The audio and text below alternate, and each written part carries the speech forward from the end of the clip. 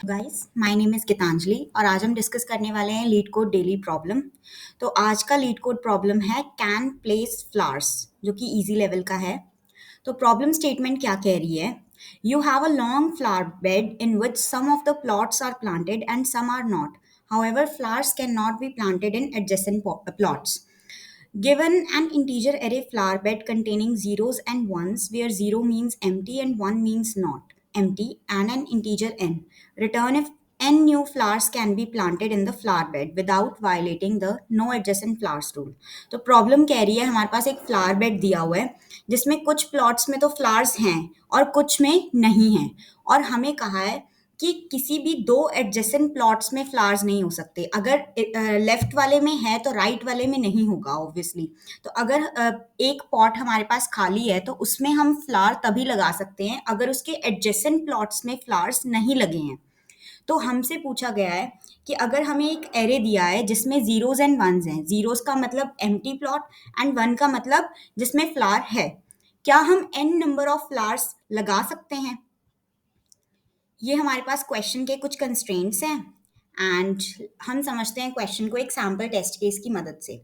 जैसे ये हमें एक एरे दिया है जीरोज एंड वन का और ये हमें एन गिवन है और हमसे पूछा गया है कि क्या हम वन फ्लावर लगा सकते हैं इन खाली प्लॉट्स में। तो हमें पता है कि कंडीशन है कि एक फ्लावर पॉट में हम तभी फ्लावर लगा सकते हैं कि अगर उसके एडजेसेंट वालों में नहीं है। तो वन का मतलब इसमें तो फ्लावर ऑलरेडी है, जीरो का मतलब एम्प्टी है, जीरो का मतलब again empty, then again zero मतलब again empty and then one, इसमें भी फ्लावर है। और हमें एक फ्लावर लगाने हैं, मतलब एन इक्वल टू वन है तो मतलब एक हमें प्लॉट में फ्लावर्स लगाने की ज़रूरत है। तो हम देखते हैं ये इसमें तो ऑलरेडी लगा है, क्या हम इसमें लगा सकते हैं? तो मैंने देखा इसके एडजेसेंट वाले, तो ये तो खाली है बट इसके लेफ्ट साइड ऑलरेडी एक फ्लावर पॉट पड़ा है, तो मतलब इसमें मैं फ्लावर नहीं लगा सकती। देन मैंने ये चेक किया, क्या मैं इसमें फ्लावर्स लगा सकती हूँ? तो मैंने इसका लेफ्ट चेक किया, ये एम्प्टी है, राइट चेक किया, ये एम्प्टी है, मतलब हाँ मैं इसमें फ्लावर्स लगा सकती हूँ। देन मैंने ये चेक किया, इस क्या मैं इसमें फ्लावर्स लगा सकती हूँ?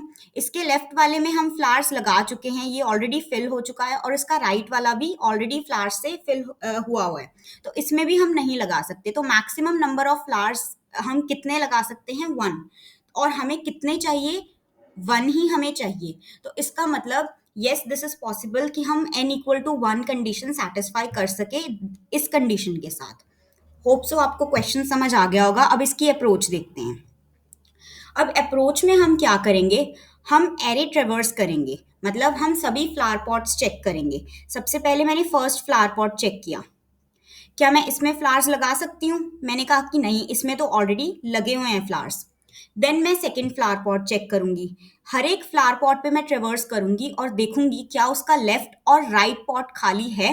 अगर तो उसका लेफ्ट और राइट पॉट खाली होगा तो मैं कह सकती हूँ कि मैं उसमें फ्लावर लगा सकती हूँ, और उस एलिमेंट को, मतलब उस पर्टिकुलर इंडेक्स वाले एलिमेंट को एरे में मैं वन कर दूंगी अगर वो जीरो होगा तो। अगर मैं उसमें फ्लावर्स लगा सकूंगी ताकि मुझे पता चल जाए कि इसमें फ्लावर्स लग चुके हैं तो अब इसके साथ वाले में नहीं लग सकते हैं। तो मैंने देखा कि क्या मैं इसमें लगा सकती हूँ।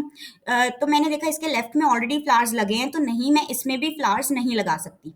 देन मैं इस वाले एरे एलिमेंट पे आ गई, यानी इस वाले पॉट के लिए मैंने चेक किया, तो मैंने देखा कि इसके लेफ्ट में भी खाली है और इसके राइट में भी खाली है, तो इस वजह से मैं इसमें फ्लावर्स लगा सकती हूँ। तो इसमें ऑलरेडी जीरो होगा एरे में, तो मैं उसे कट करके यहाँ पर वन कर दूंगी कि हाँ मैं यहाँ पे फ्लावर्स लगा सकती हूँ। देन मैंने ये फ्लावर पॉट चेक किया, तो मैंने देखा इसके राइट में ऑलरेडी फ्लावर्स हैं और लेफ्ट में मैं अभी लगा चुकी हूँ क्योंकि मैंने एरे का एलिमेंट वन कर दिया है। तो इस वजह से अब मैं इस वाले में फ्लावर्स नहीं लगा सकती। तो मैक्सिमम मैं कितने फ्लावर्स लगा सकती हूँ? Only one. तो इस तरह हम क्वेश्चन को सॉल्व कर सकते हैं। अब हम अप्रोच देखते हैं इसकी in the form of code.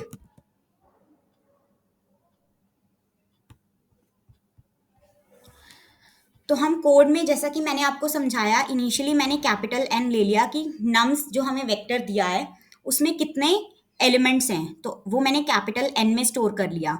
Small N हमें गिवन है कि हम कितने फ्लावर्स लगाना चाहते हैं मिनिमम। तो इनिशियली मैं जीरो फ्लावर्स लगा सकती हूँ, अभी मैंने एरे का कोई एलिमेंट ट्रेवर्स नहीं किया है। देन मैं लूप के थ्रू एरे ट्रेवर्स करने वाली हूँ अब।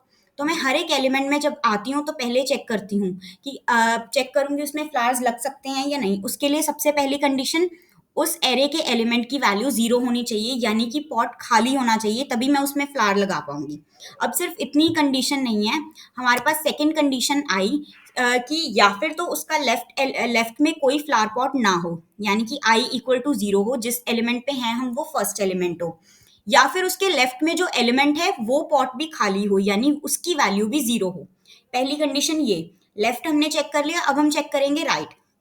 राइट में क्या कंडीशन है, या फिर तो राइट में कोई फ्लावर पॉट हो ही ना, मतलब हम ऑलरेडी लास्ट एलिमेंट पे हैं, उसके राइट में कोई और फ्लावर पॉट नहीं है, या फिर अगर कोई फ्लावर पॉट है उसके राइट में तो वो भी खाली होना चाहिए, तभी हम प्रेजेंट वाले यानी करंट वाले फ्लावर पॉट में फ्लावर्स लगा सकते हैं। तो नम्स ऑफ i+1 भी जीरो होना चाहिए। अगर ये कंडीशन ट्रू है तो मतलब हम उस फ्लावर पॉट में फ्लावर लगा सकते हैं, और फ्लावर्स जो वेरिएबल है मैंने उसे प्लस प्लस कर दिया। और अगर मैं उसमें लगा सकती हूँ मतलब मैंने उसकी वैल्यू भी 1 कर दी, ताकि जब मैं अगले फ्लावर पॉट्स चेक करूँ तो उस वक्त मुझे कोई मिसलीडिंग ना हो, तो मुझे पता चल जाए कि मेरे पिछले वाले फ्लावर पॉट में मैं फ्लावर्स लगा चुकी हूँ, तो अब मैं उसको यूज नहीं कर सकती हूँ। तो इसलिए मैंने उसकी वैल्यू 0 से 1 कर दी।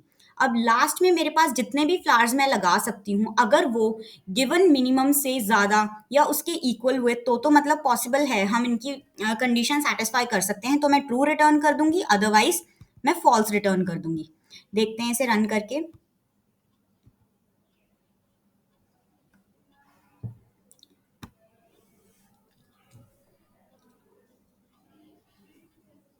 Thank you guys.